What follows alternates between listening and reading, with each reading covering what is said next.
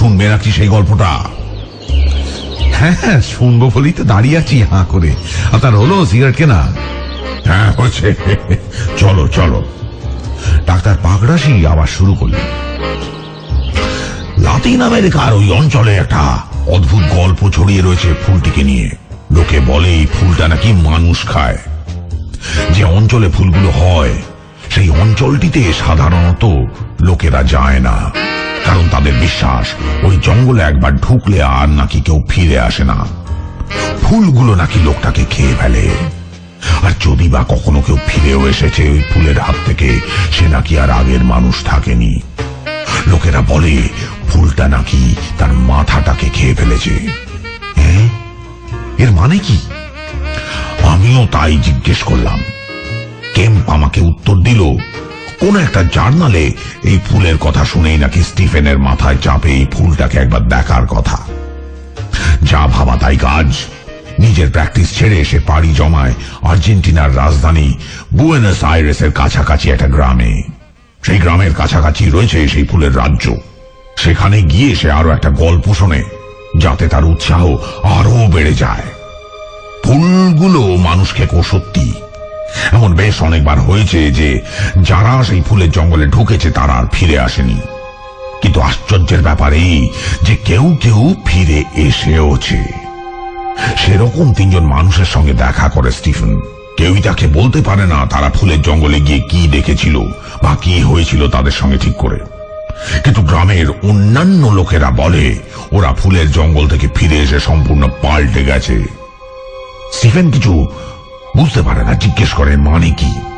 উত্তর পায় সে, ওই যে ওই লোকটা যার এক চোখ কানা, যাকে একটু আগে প্রশ্ন করলো, সে ফুলের জঙ্গলে গিয়েছিল নিজের 25 বছর বয়সে, বন্ধুদের সঙ্গে বাজি লাগিয়ে।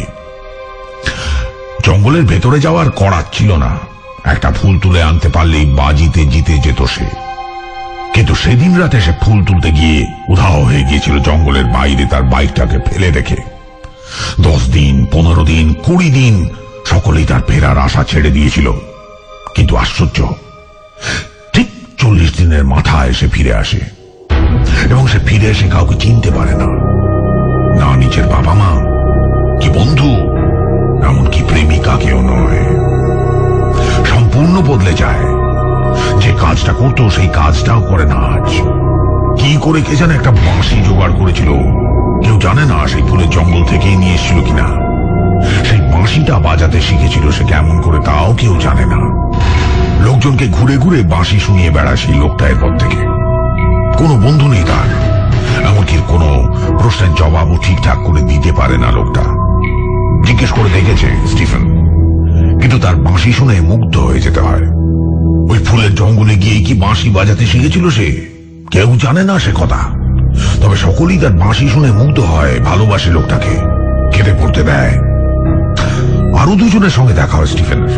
2 জনেই গেছিল সেই ফুলের জঙ্গলে। কেন তাদের মনে নেই। ফুলের জঙ্গলে গিয়ে কি হয়েছিল তাও তারা ঠিক করে বলতে পারে না। জড়ানো তাদের কথা, অসংলগ্ন। কিন্তু তাদের মধ্যে একজন সেই জঙ্গল থেকে ফিরে এসে ছবি আঁকতে শুরু করে, আরেকজন শুরু করে মূর্তি বানাতে। অদ্ভুত সেসব ছবি, অদ্ভুত সেই মূর্তিগুলো, যেন তারা কেউ এই জগতেরই নয় এমন মনে হয় দেখে। আগের কথা তাদের কিছুই মনে নেই, কেউ তারা কিছু চিনতেই পারে না, কাউকেই চিনতে পারে না। কিন্তু তারাও কি সেই ফুলের জঙ্গল থেকে তাদের অতীতের বিনিময় এই সৃজনশীল ক্ষমতাটিকে সংগ্রহ করে এনেছে? স্টিফেন কেম্পকে বলে এই গল্পগুলো শোনার পর থেকে ফুলটি সম্পর্কে আরো কৌতূহল ভিড় করে আসে তার মাথায়। সত্যিই কি সেই জঙ্গলে ঢোকার পর থেকেই এই সৃজনশীল ক্ষমতাগুলো জন্মায় ওই লোকগুলোর মধ্যে? এও কি হতে পারে? কি করে হয়? কি এমন রাসায়নিক বিপ্লব ঘটাতে সক্ষম ওই ফুলগুলি মানুষের মস্তিষ্কে, যার ফলে মানুষকে সে সৃষ্টি করা শেখাতে পারে? সেই গ্রামটিতে গিয়ে মানুষজনের হাতে পায়ে পড়ে যায় স্টিফেন। প্রত্যেককে অনুরোধ করে আলাদা করে যদি কেউ তাকে একবার নিয়ে যায় সেই ফুলটির জঙ্গলের কাছে, কিন্তু কেউই রাজি হয় না। আমেরিকান ডলারের বিনিময়েও তারা সেই জঙ্গলের কাছে যেতে নারাজ। অবশেষে একটি ছেলে, একটি 20 বছরের নিচের ছেলে, তাকে বাইকে করে সেই জঙ্গলের কাছে নিয়ে যাবে বলে কথা দেয়, কিন্তু সঙ্গে সঙ্গে এও বলে রাখে সে কিন্তু ফিরে আসবে তাকে নামিয়ে দিয়েই। এই করারের পর স্টিফেন রওনা দেয় সেই জঙ্গলের উদ্দেশ্যে। এসো এসো, ভিতরে এসো, এক কাপ কফি খেয়ে যান। ফন্দিবাজ বটে। এই গল্প টল্প শুনিয়ে ঠিক বাড়ি নিয়ে চলে এলেন। এখন কত যে দেরি হবে কে জানে। গিন্নি তো রেগে কাই হয়েই থাকেন। আজ নিশ্চয়ই সেই বোঝার উপরে শাকের আঁটি চাপবে। তাই হোক, এক কাপ কফি খেয়েই বেরোই। তালা খুলে পাকরাশির বাড়িতে ঢুকলাম আমরা। বৈঠকখানায় আলো জ্বালিয়ে আমাকে বসিয়ে কফি করতে ভিতরে চলে গেলেন ভদ্রলোক। আমি আবার মনে করিয়ে দিলাম আমার কফিতে চিনি দেওয়ার কথা। নিজের তো দুধও লাগে না, চিনিও লাগে না, গরম জল আর কফিটা পেলেই হলো। সেই বিশ্রী চিনি ছাড়া কালো কফি তিনি নাকি ভালোবেসে খান, কাপের পর কাপ। কি করে যে খান সে তিনিই জানেন। ওই যে এসে পড়েছেন। বৈঠকখানার পর্দা সরিয়ে সহাস্যে 2 কাপ কফি নিয়ে ঢুকলেন। ঢুকেই বিড়ি ধরিয়ে কফিতে চুমুক দিয়ে ধোঁয়া ছাড়লেন এক মুখ। চেয়ারে বসে জিজ্ঞেস করলেন, কে তোমার মাথা ব্যথা কমলো? আরে কি করে জানলেন? সত্যি তো মাথা ধরা কমে গেছে। কিন্তু ওষুধটা তাহলে কাজ করেছে বলো? হ্যাঁ, মনে তো হচ্ছে ওষুধ কাজ করেছে না। আমার গল্পে তোমার মনটা অন্যদিকে চলে যাওয়ায় মাথা ধরাটা তোমার মাথা ছেড়েও দেওয়া হয়েছে। কি মনে হয় তোমার? হ্যাঁ, এটাও হতেই পারে। ভেবে দেখো তো একটু, দেখে আমায় জানিও। সে না হয় দেখব, আপনি গল্পটা শেষ করুন না। ও হ্যাঁ, কতদূর বলেছিলাম জানো? ওই যে সেই ছেলেটা ডাক্তারি পড়ে, কি যেন নাম, স্টিফেন। স্টিফেন সে সকাল সকাল কার একটা বাইকের পেছনে চড়ে চললো সেই ফুলের জঙ্গলের খোঁজে। তো স্টিফেন তো সেই কম বয়সী ছেলেটির বাইকের পেছনে চড়ে চলল। তার পিঠে একটা ব্যাগ, সেখানে কিছু জিনিসপত্র, স্যাম্পলিং এর সামান্য কিছু যন্ত্রপাতি। সেই ছেলেটির বাইক প্রথমে কিছুক্ষণ হাইওয়ে দিয়ে চলে, কিন্তু একটু পরেই নেমে পড়লো হাইওয়ের পাশের এবড়ো খেবড়ো মাঠের মধ্যে। প্রচুর ঝাঁকুনি খেতে খেতে সেই মাঠের মধ্যে দিয়ে সকালের কড়া রোদে প্রায় 2 ঘন্টা মতো চলল বাইকটি। পুরোটাই যে মেঠো পথ তা অবশ্য নয়, কখনো কখনো সেই পথ গিয়েছে জঙ্গলের ভেতর দিয়ে, উঁচু ঘাসভূমির ভেতর দিয়ে। বন্যজন্তুর আক্রমণের আশঙ্কা রয়েছে এ কথা আগেই জানা ছিল স্টিফেনের। ভয়ে ভয়ে একটা নদীও পার হলো সে, কুমিরের কথা ভাবতে ভাবতে। কিন্তু কোনো দুর্ঘটনা হলো না।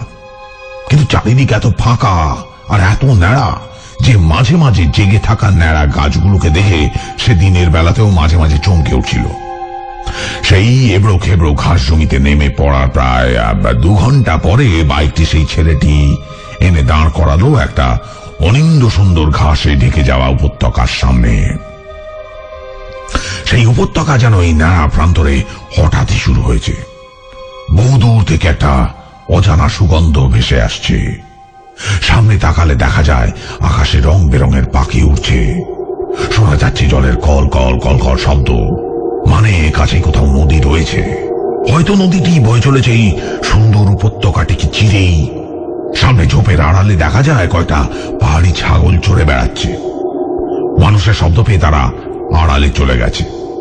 নীল রঙের এক রকমের ফুল ফুটে রয়েছে ঝোপগুলিতে। কিন্তু এত সৌন্দর্যের ভেতরেও ঢুকতে আগ্রহী নয় সেই যুবকটি। বাইকটি থামিয়ে নিঃশব্দে দাঁড়িয়ে রইল সে। বাইক থেকে নেমে এলো স্টিফেন। নিজের ব্যাগে হাত ঢুকিয়ে কথা মতো ডলারগুলি সে গুঁজে দিল ছেলেটির হাতে। আর ছেলেটি অপেক্ষা করতে শুরু করলো যে স্টিফেন একদম সামনের ঝোপটি থেকে তার প্রয়োজন মতো ফুলগুলি তুলে নিয়ে এসে তার বাইকের পেছনে বসবে বলে। ঠিক 10 মিনিট সময় তার হাতে। 10 মিনিটের মধ্যে সে ফিরে না এলে ছেলেটি তার বাইক স্টার্ট দিয়ে চলে যাবে, এরকমই কথা হয়েছে। পুরো টাকা সে আগেই পেয়ে গেছে। কাঁপা কাঁপা পায়ে সেই উপত্যকাটিতে প্রবেশ করে স্টিফেন। এই ফুলগুলি, এই যে নীল ফুলগুলি কাছের ঝোপটিতে ফুটে আছে, সেই ফুলগুলি মানুষ খায়। বিশ্বাস করতে ইচ্ছে করে না তার। সেই নীল ফুলের গাছটির দিকে এগিয়ে যেতে যেতে ক্রমশ তার চোখের সামনে যেন পুরো উপত্যকাটি ভেসে আসে। সে দেখে ক্রমশ নিচু হয়ে যাওয়া একটি উপত্যকা তার সামনে খুলে যাচ্ছে আস্তে আস্তে। গোটা উপত্যকাটি নীল হয়ে আছে, সম্পূর্ণ নীল। বহু বহু চা গাছের মতো ছোট ছোট ঝোপ গোটা ঢালু উপত্যকাটি জুড়ে। আর সেই ঝোপগুলিতে ফুটে রয়েছে অসংখ্য নীল রঙের ফুল। কি একটা অদ্ভুত সুগন্ধ ভেসে আসছে সেই ফুলগুলি থেকে, যেন তারা তাকে বলছে, আমন্ত্রণ জানাচ্ছে এই উপত্যকাটিতে নেমে আসার জন্য। একবার পেছনে তাকায় স্টিফেন, দেখে সেই ছেলেটি নীরব চোখে তাকিয়ে আছে তার দিকে। সে জানে ছেলেটি কখনোই ওর চেয়ে বেশি এগোবে না। সেও কি এগিয়ে ভুল করেছে? সে কি আর ফিরে যেতে পারবে না তার নিজের পৃথিবীতে, তার পিছনের জগতে? না না না না, সেটা কিছুতেই হতে দেওয়া যায় না। সে উড়ে উঠে তাড়াতাড়ি নিজের ব্যাগটা